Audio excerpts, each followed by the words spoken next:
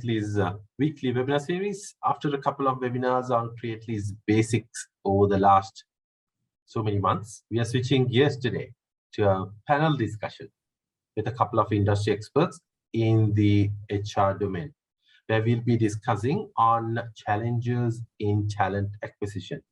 I warmly welcome today's two panelists, starting with Wendy Daly. She's a talent acquisition professional at Stanford Health, an enthusiastic and creative HR professional with a passion for resolving complex employee-related issues, consulting executives, managers, and supervisors regarding the best practices and professional procedures as it pertains to human capital management and process improvement.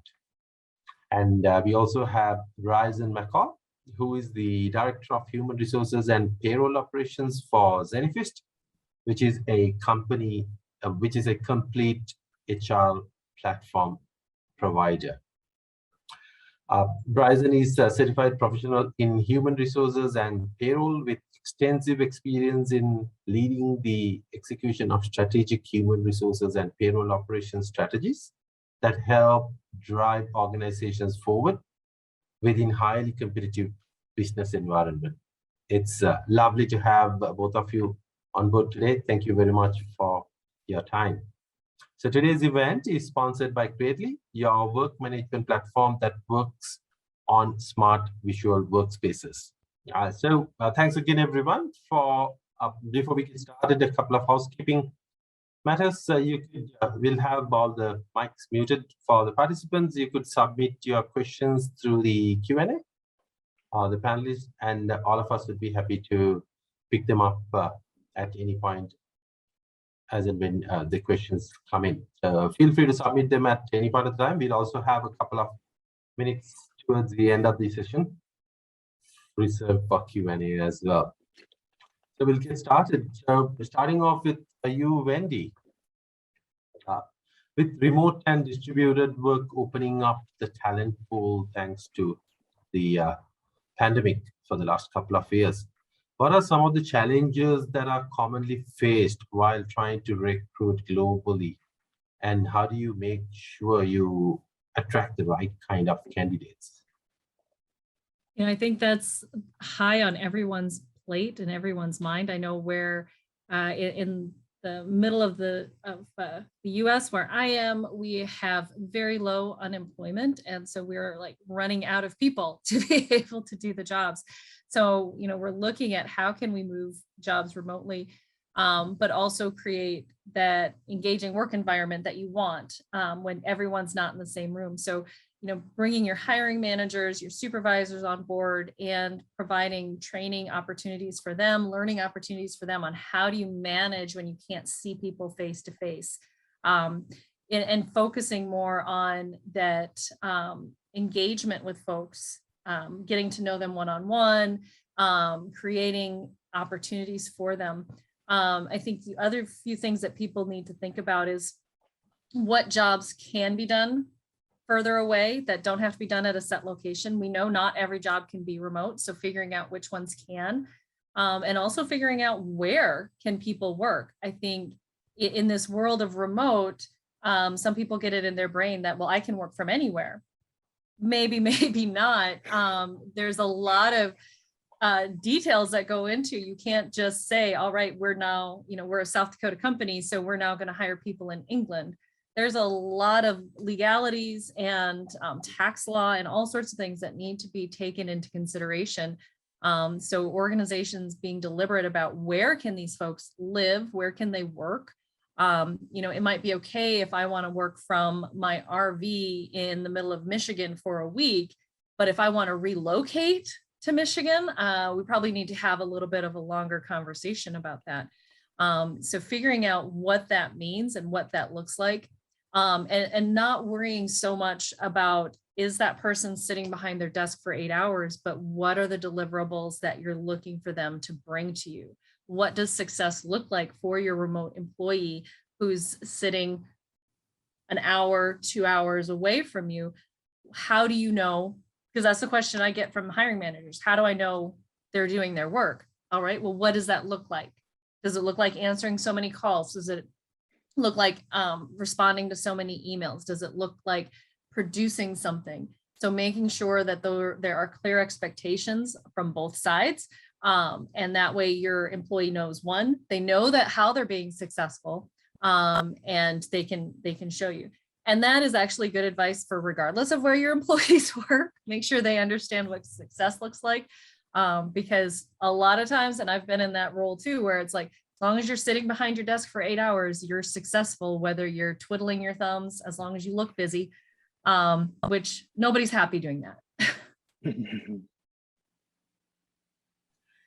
Great, thanks, Wendy, for that. I'd like to hear your thoughts on that same question, Bryson. And before you start, I'd like to add a little more to that. While you answer that, maybe you could also share some of the techniques that you recommend hiring managers and HR folks to use to ensure that you only engage with the qualified candidates, the right kind of talent, so that you streamline the entire acquisition process and cut out the slack and waste of time running behind some people. Yes, so kind of exactly what Wendy alluded to. Whenever you have these, especially in the middle of a pandemic, you do have to account for the locations and what roles can be performed remotely. The concept of remote work is great. Realistically, it doesn't work for everyone, but there's like a lot of flexibility that comes with it. But again, you have to be kind of, look at the organization and look at what your business needs are and determine, which roles can be performed remotely, and those roles that cannot. And, finding a way to kind of bridge the gap for those employees that are, that are not only located, within the US, but, located globally. You have to do something to kind of, keep them engaged and making sure that we're all aligned and we're all there to, meet the same goal, with the same goal in mind. And so we just need to make sure that we are, have the ultimate goal, at the forefront and implementing the measures to kind of, help us get there. And so with, sourcing these candidates and, it does get a little difficult, especially whenever you're seeking candidates, globally. So I think that technology is very important, and keeping in mind that there are different cultural and societal barriers that come into place. Everyone doesn't necessarily have access to the same tools and resources that we do here. And I think sometimes it's kind of taken for granted, and it becomes like an afterthought. And so it is really good to, it's great to, have a global workforce and, engage with, a diverse pool of talent, but we need to also be cognizant of, the constraints or the restraints that they have on their side, that we may not necessarily have, because, it's just always there and it's readily available. That accounts for, resources, just a lot of things. I think on that same note, like Bryson's hitting it on the head, is, making sure you're clear on your expectations when you're doing those postings and when you're reviewing candidates, to make sure that, they understand. You can ask questions back to people, making sure you're engaging with those candidates throughout the process so that they understand what your expectations are. Be clear from the beginning. A lot of times we try to hide things. You don't want to air, I'm not saying air all your dirty laundry, but share some of those realities out there so people know this is what your expectations are. This is what we're going to be, measuring you on, so that they can decide from the very beginning. I'd rather see people opting out based on what you're posting there, because then you're not wasting anyone's time. Absolutely. So on the other end of the spectrum of the problems is that good talent does not stay available for very long, because the market is very dynamic and ever changing. So what are some of the gaps that you have noticed in organizations' ability to choose talent on that note?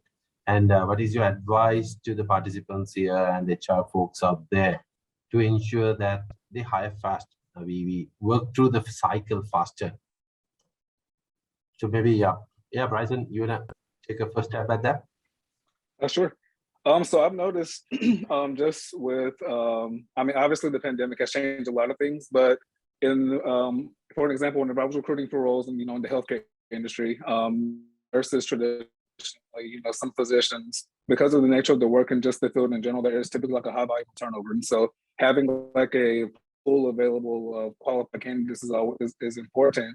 And so, sometimes when a candidate is not necessarily actively looking for work, you still want to like, poach them a little bit every now and then, like, just to, let them know that, once an opportunity does become available, within your organization, that you will be in contact with them. But I think that now it's kind of shifted from, especially since we are in the midst of the pandemic, and there's, it's just taking like a toll on so many people in like a number of ways, that is, these candidates are looking for more than just like, compensation. Flexibility is important, the, work-life balance, all those things are very important. And so, whereas before those things were kind of like at the, at the bottom of the list, they're now at the forefront, just because of, things, as we see, life is short, and so and it's so unpredictable, and we just never know. Here we are 2 years and we're still dealing with this whole pandemic thing, and it, hopefully it goes away soon, but the reality is we just don't know. And I have noticed that, the timeline to fill these roles has increased. It just really depends. I think that it's a combination of, internal procedures. There's processes that have to go through, budgeting, approvals that have to be sought in order for positions to be filled. And I think that sometimes there's like a bit of like sometimes it falls through the cracks, and it's because we are wearing so many different hats. And so the day-to-day becomes more important than getting someone in to kind of, fill those roles. So once we do, they are ready to say like, hey, we can move forward with, bringing this candidate on, then that candidate is already accepted an offer for someone that was ready. They had everything in place. They had their hiring team ready. Everyone is engaged, and they had like a timeline. They knew definitively that we needed to fill this role within 3 weeks. This is our target start date. This is the range that we have for this position. This is where these candidates can be located. Can this role be performed remotely? Yes. Does it need to be on site?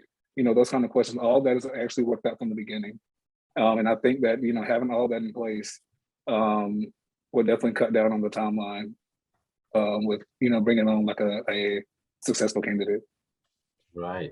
Wendy, I'm sure you've got a lot of experience there. You want to share some? Yeah. So the biggest piece of advice that I give folks is we have to stop waiting for that purple squirrel unicorn to show up. That there is no perfect candidate for the role. There's great candidates for your role, and it's plural. Typically, you're going to have more than one. And, in healthcare, especially, it's very rare that you're only filling one role. You have multiple roles of that same skill set that you're looking to fill. So we need to stop comparing candidates to other candidates and looking for which one stacks up, and just compare each candidate to themselves and to the job description. What are you looking to fill? Can they do that job and get that job filled as quickly as possible? If there's a delay, keep your candidate in the loop of what's going on. Candidates are okay waiting. They really are. I mean, we think they're not, but the reason that they go with somebody else is because you've dropped the communication. You don't let them know what's going on. Even a weekly status update email that says, hey, sorry, I don't have an update for you, but want you to know we're still in process. You're still in line for this role. We want to keep you, we'd love to make sure we can work with you, but we had a delay. Delays happen. People understand that. It's the fact that we don't know what's happening. We don't know how it affects us. So the more information you can give to your candidate, the better. Hiring does not have to be a secret. Hiring is not, there's no proprietary information involved in a hiring process. Everyone's process is pretty similar. I've done it in a lot of different industries. Every process is pretty similar. You post it, people apply, you select, you hire. Doesn't really vary from that. Let's be honest. So there's nothing going on that you need to keep secret. We need to stop keeping that a secret, and you're going to be able to get those candidates through. And keep your hiring managers to your deadlines. Follow up with them, bug them. I get that they're busy. I get that they have a lot on their plate, but their plate isn't going to lessen until they get this job filled. Yeah. And talking of which, especially the point that you mentioned about it's not just one job, that sometimes there could be other jobs this candidate could fit in. How do you reckon, are there any best practices in the industry that you can recommend for hiring managers as well as HR professionals to manage the data? Like, there are thousands, hundreds and thousands of candidates they receive. And even when you shortlist, you end up probably with 20s and 30s. Now, I remember one of the jobs that we recently interviewed, we got over 200 candidates, and the first pass, which HR did, we ended up still with 50. They're a pretty good class of candidates. And managing them, I know they're all in the system, but now being able to access that and process it, write information, put it out correctly. Are there any best practices that you could recommend, Andy? Your dreaded ATS. I know people think of that as a dirty word, but your applicant tracking system is your file cabinet, and so utilizing that to its fullest capability. And most companies don't turn on all the bells and whistles.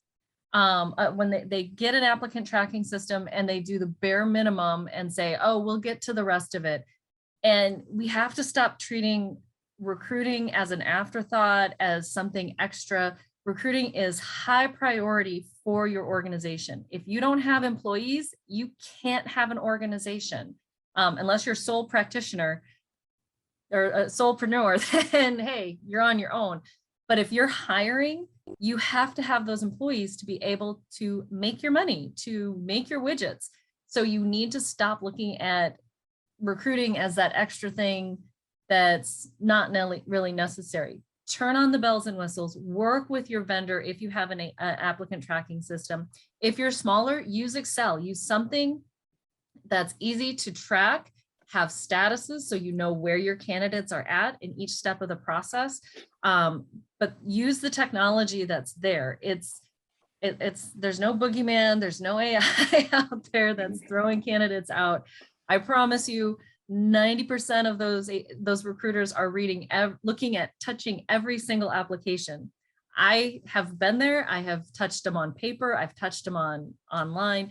We're looking at all of them. We may know right away we don't want somebody, so we can kick it out. But it's using the systems that you have to make that process easier. Stop fighting the system. For vendors out there, could you please start working with recruiters on creating those systems and processes so that those recruiters can get rid of their own separate Excel spreadsheets? Absolutely. Talking of getting rid of Excel, so we recently added some capabilities that's gonna enable exactly that, where you could build your own candidate tracking system. You could have a Kanban kind of a view. You could have your candidates do an XY matrix against their competencies. There are lots of things that the new Creately will enable you to do, thanks to the new capabilities that got added in compared to what we were, say, a few months back, which is primarily around diagramming. So on that, maybe we can have a look at the video that Millie was trying to show earlier. Millie, you got this time, I guess. We spend a lot of time being busy instead of actually getting things done. We ping-pong between docs, sheets, and productivity apps. We scramble to find the right information and struggle to see the big picture. Work is disjointed, complicated, and frankly, all over the place. But what if we could change that? What if there was a single place that connected the dots across your company, linking people, data, and apps together? Introducing Creately, the world's first work management platform that runs on a smart visual canvas. Visualize all your work. Move things around and arrange them freely. Items talk to each other and respond according to the context they are placed in. Link things together and create automation for easier workflows.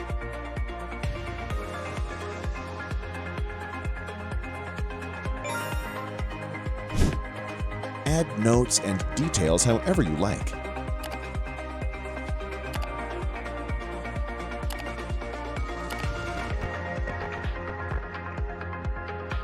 Attach tasks to anything to delegate and crush all your team goals.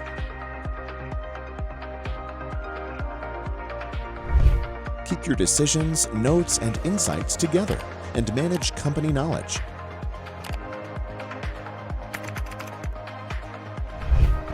It's visual, intuitive, and endlessly adaptable. And it's all on the new interface for work. Thank you for that. We'll continue with, that's kind of what I was talking about. The new stuff just helps get things done much faster. Getting back into the questions now, we spoke about the organization side of it in terms of how they could manage some of the processes, making life easier for the hiring managers and the HR folks. Now moving on to the candidate side of the house, it's a two-way process at the end of the day. And no one is doing either a benefit. It's a transaction that takes place, and you work through that. So are there some tips and tricks that we could share with our participants around building a good candidate experience? Where we see sometimes, and I know both of you touched on some of them in keeping them in the dark and stuff. So how do we enhance that process as a hiring organization to make that journey a lot more informed, interesting, and also at the end of the day, that also reflects about the organization that these guys are interested in. I know the HR folks keep the candidates in the dark and make a mess of the hiring process. The candidate, that's the first impression. You start on the wrong foot. How do we? Are there best practices, or are there any guidelines that would help organizations?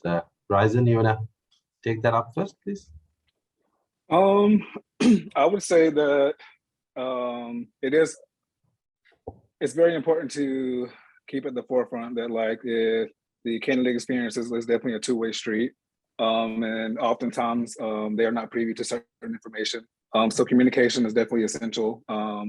You know, like Wendy mentioned, you know, sometimes whether it's weekly status updates or, you know, picking up if you have time. I know that whenever you're filling a lot of roles realistically, you may not have the time to like jump on a phone call, but if you have the time, you know, it takes, you know, sometimes a 30-second call, as opposed to, you know, taking the time to draft an email. And there's sometimes like a breakdown in communication whenever an email is not received, or there could be like a lot of misconceptions, information could be misconstrued. So I think that having clear and concise communication throughout the interview process is very important. And I think that kind of also speaks to the your brand as well as an organization, because you want the top candidates to come and work for your company. You don't, you know, you want them to talk like, you know, oh, this is the best company to work for. Oh, I can't wait to join. But at the same time, if they don't hear from you, then the same way that they're going to praise your organization, then they can badmouth your organization. And that in turn could have a domino effect where it could have been someone that you were considering, you know, and they were definitely interested in joining your organization as well. But now they've seen that you didn't follow up, you know, someone reached out to you 3 or 4 times, they never heard back from you, and it didn't create a good candidate experience. And so the candidate decided to go, you know, to pursue other opportunities.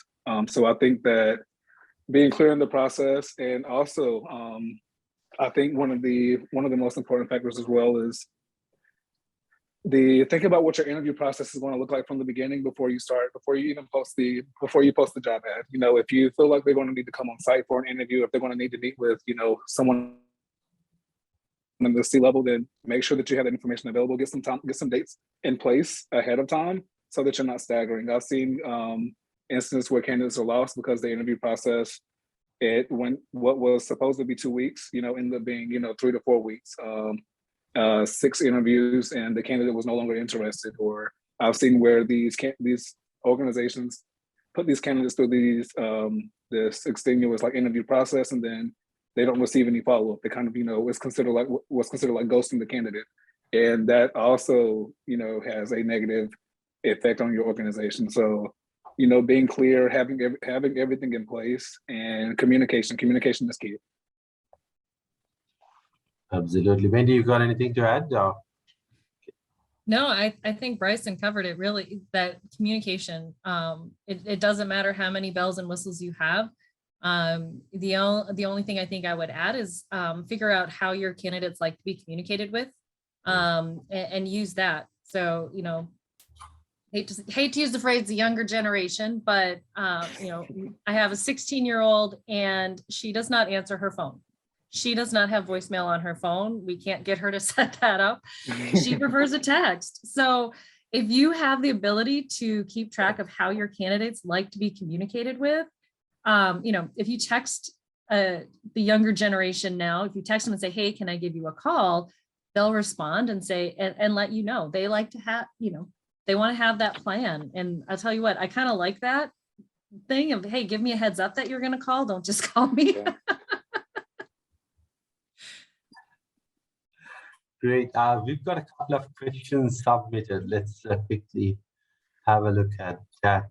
One of them is Nihara is saying, how do HR professionals keep up with digitization? Either one of you. I know we did touch on that. Both of you did mention about HR officers and how the candidate tracking systems come in. Is there anything that you want to add in around that? I think it's a little broad question. I would say, you know, do events like this, do webinars where you're learning about it, and being in a position where you can talk about how it's going to benefit your organization to bring it in. You want to be sure when you go into technology, any technology, you can't just go for the next shiny new thing. You want to be sure that you are doing it for the right reason and it actually adds to your processes and makes your employees and your candidates' lives better.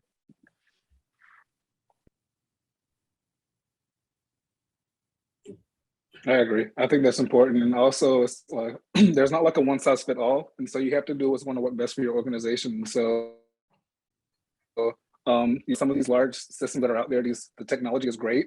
But the reality of it is, you know, is this going to work for your business? You know, is this something that you're going to just pay for now and that you're not going to use, you know, for months? Then maybe we need to consider something different. It's not like a one size fit all. And I think that's very important as well, that it needs to be tailored to your organization. And it needs to be centered around, you know, the output that you're expecting. Great, fantastic. We have a couple more questions coming in. Please keep your questions coming in. We'll get to them real soon. I'm gonna switch gears and ask another very interesting one that again spurred up thanks to COVID-19. One thing that we noticed is the increased need and increased availability of freelancers. Over the last couple of years, there are a lot of platforms that have come up with a lot more people looking in that space. So currently the gig economy is accounting for about 56% of employment in the United States alone. And it's growing 20-30% annually. So what is your experience in tapping into this part-time talent pool? And do you think it's a viable option for the growing demand moving forward, or is it kind of a very COVID kind of a thing that will over the next couple of years? So I think personally that the freelancers, they have always been there. There have always been platforms out there that kind of, you know, cater to, you know, the services that they provide. It's just that because we're in the midst of the pandemic and, you know, there's some people lost their jobs, you know, they left their jobs because whether it was their own choice or for other reasons, then they had to find a way to kind of, you know, supplement their income. And so they depended on so that they wouldn't, and at the same time, not losing their skill set or being able to continue to like develop their skills. And so this, the freelancing has always been there. I just think that with the pandemic and everything that has happened, it has kind of, it has kind of just shot up. And I think it depends on, you know, what your organization needs. I do think that it could be a viable solution for businesses. You don't necessarily run into, especially if you need it for like a temporary solution or for like a project, you don't run into the same fees that are associated with bringing on going through like a staffing or a temporary agency. You know, I do think that it could work and it could be a viable solution depending on exactly what the business needs. And I don't really see it going anywhere. I just think that now it's just going to continue to evolve. I think it's created a lot of opportunities for others. It's given them a chance to kind of grow and market themselves and put their brand out there. And so I think that the numbers are going to continue to increase. I think that it's, you know, over time, I don't think we're going to see a dip anytime soon. Right. Wendy, you gonna add in, please? I don't know that I have anything to add. I think Bryson kind of hit it on the head. We've always had freelancers. Yeah, they've increased. And along the same lines of remote work, I think people have found what works for them and for their family. And so if they're able to make that freelancing work and the work-life balance that they now have to keep that going, great. It's going to vary by industry, obviously, but from a healthcare perspective, I think of freelancers as those travelers. We've always had travelers. We have more now. So it's a matter of figuring out from an organization standpoint, how many freelancers can you work with? And then how many, how do you use that to supplement your work? But, you can't, from an organization standpoint, I don't think you should become dependent on freelancers or travelers. They are there. They're a temporary fix. They shouldn't be your permanent fix. All right, moving on to another question by one of our participants. It says companies can use recruitment data and matrices to constantly improve their recruiting process and make more informed decisions. By collecting the processing data, but collecting the processing data can be a hassle. How can we overcome this problem? I think we kind of touched on that. Anything to add on in terms of the candidate tracking systems and the digitization? We need answers on part of that. I think it's making sure people have access to the data that they need and they understand what that data is telling them. And two, anything that you collect from an application standpoint or from within your applicant tracking system, you should be able to pull it out in some way, shape, or form in data. So if you're asking candidates for information, you should be able to run reports off of that information to be able to provide good data that you can use. But I think the key is making sure the right people have access to it, which includes your recruiters. Don't keep them in the dark as to what their data is, but also making sure they understand what the data is telling them and then how you're using that data. Right. And Wendy, especially since you're from the healthcare industry currently, have you been able to source talent that requires such a, if I may use the word, narrow field of expertise? It's a very specialized area. How challenging has it been, especially in the last couple of years? Oh, golly, yeah. It's not even just the last few years. Healthcare recruiting, direct patient care recruiting has been difficult for a long time. We've been in a nursing shortage for 30, 40 years at this point. We don't have enough people to do the work. And then at the same time, there's the behind the scenes patient care. So medical laboratory folks, that there are just not enough people going into those programs. So we are finding that we are going earlier and earlier. So we have folks going into middle schools and high schools talking about different career opportunities, different career paths to go into healthcare and what those career paths can do. So, can we get somebody to come work for us at 16, 17 years old and then show them where they can go from there? So if you come in as a certified nursing assistant, can we show you a path, and a variety of paths as well? So I think when you start early, you have to give them what that career path looks like, because yes, you are going to have that person that goes to be a nurse and is a medical surgical nurse their entire career for 30 years. They love it. They do a great job at it. But then you also have other folks that, well, I want to be a nurse for a little while, and then maybe I want to go learn the lab, and maybe I want to go learn radiology or how to read x-rays and go into maybe something more specific, or maybe I want to go into administration and run the organization. So making sure that you have clear career paths to help people figure out where they want to go and then how that can change with them. Because I don't know about anyone else, but I am not doing what I thought I would be doing when I was 16. So being able to help people see what different career paths are and how you can continue to evolve and learn throughout that, I think that's going to be more beneficial, and you're going to get get those folks in earlier if they can see a long-term career. Nobody's going for the gold watch anymore. They just aren't. So you need to be able to understand that, people do want to change. They want change every few years. So you have to figure out how to keep them within your organization. Absolutely. So we have a couple more questions. We have another roughly around 5-6 minutes up until time. I'm gonna pick one more question from our question poll. Bryson, maybe I'll start off with you on this. Research shows that according to LinkedIn's research, 70% of global workforce is made up of passive talent, who are not really actively looking for jobs. So the question is, what are some of the ways to engage them and get them to consider your organization?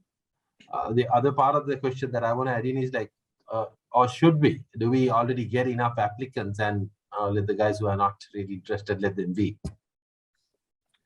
No, so I don't think you can ever have too many applicants. I think that you always want to keep like a stockpile, if you will, of like qualified, talent. Just because you can't. You can always, there's always a saying that you can like plan a picnic, but you can't predict the weather. So, you can have, people are leaving, especially nowadays, they're leaving their jobs, whereas before they were staying for longer periods of time. And you just want to make sure that you're not kind of, behind the wheel. You want to stay ahead of the curve with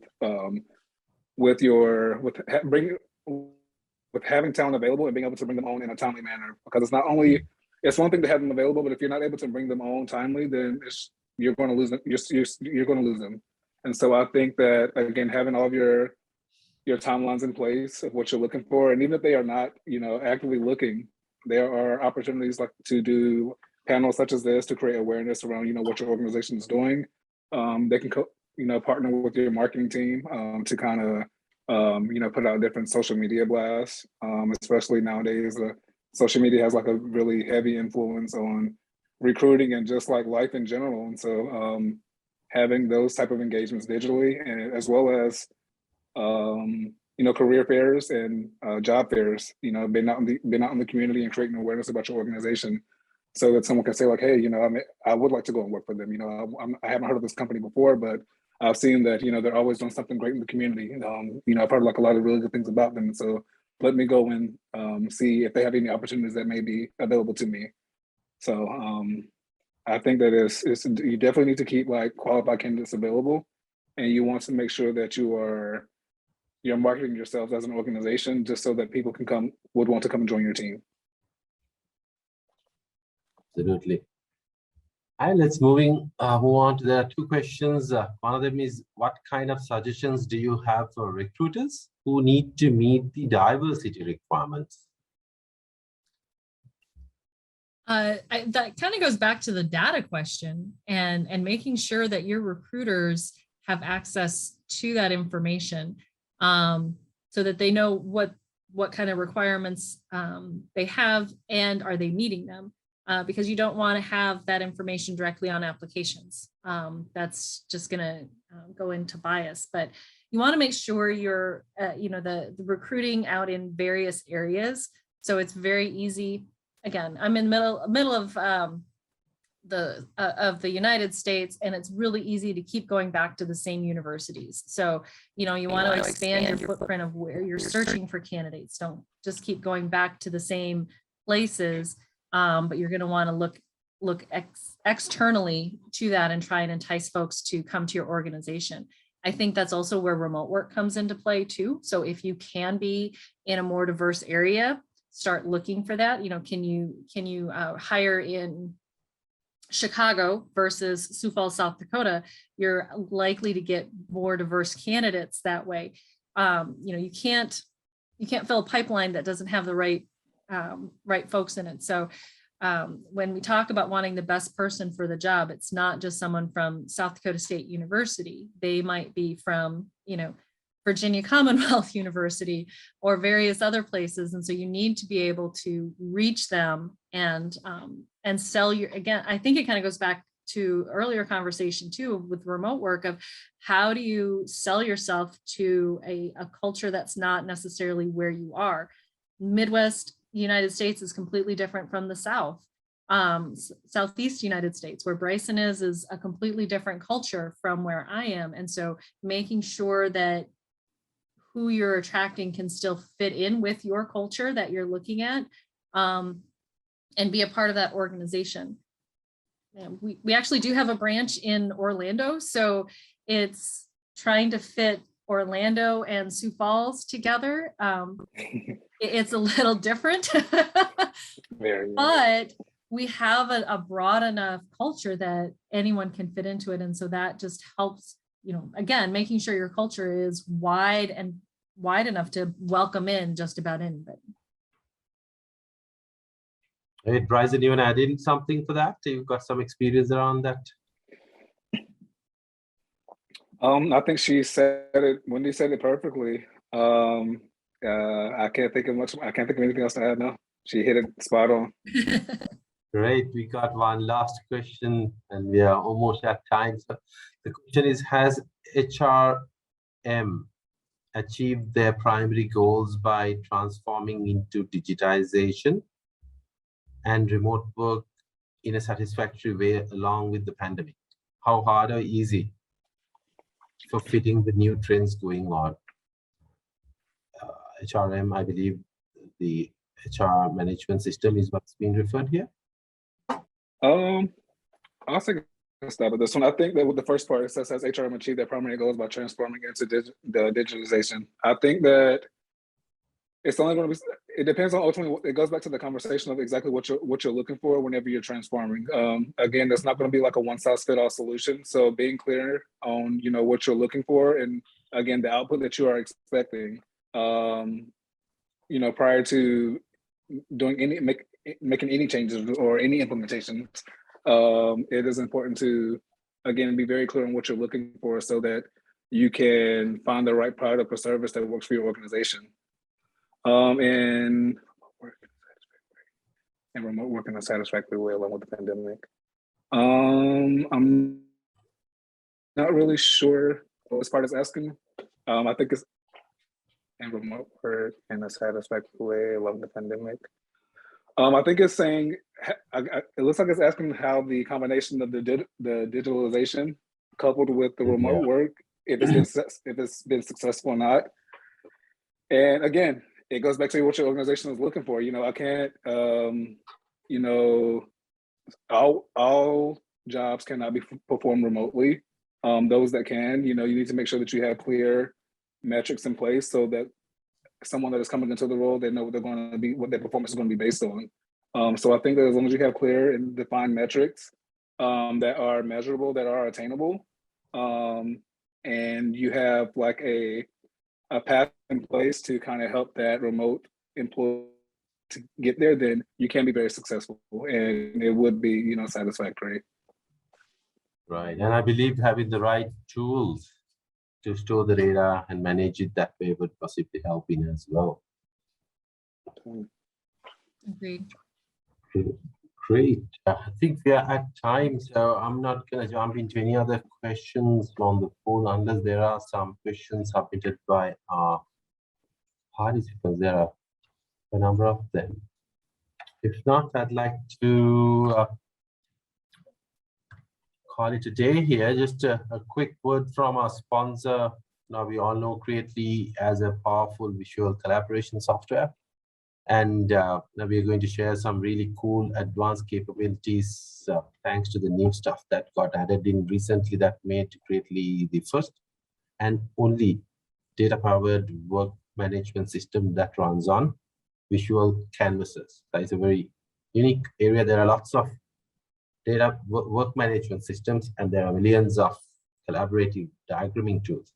There's nothing that operates, interconnects these two, and then let you design the flows the way you want, and also visualize it the way that you would want. Now, that's something that's really cool that Creately added in recently. Book a call with the Creately team. The sales guys and the product specialists will be happy to take you through a one-to-one session to explain how it works and make your life easier, faster, and better. So on that, thank you very much, dear two panelists, Wendy and Ryzen, for your time and really insightful information that you all shared. I'm sure our participants found it really useful, and we're also going to share the recording with all the participants, and we're going to put it up on YouTube as well. So in case someone couldn't make it, they'll still be able to get a glimpse of what went through. Thank you very much, and we look forward for future events with both of you. Have a great evening. Thank you. Thank you. Cheers. Bye.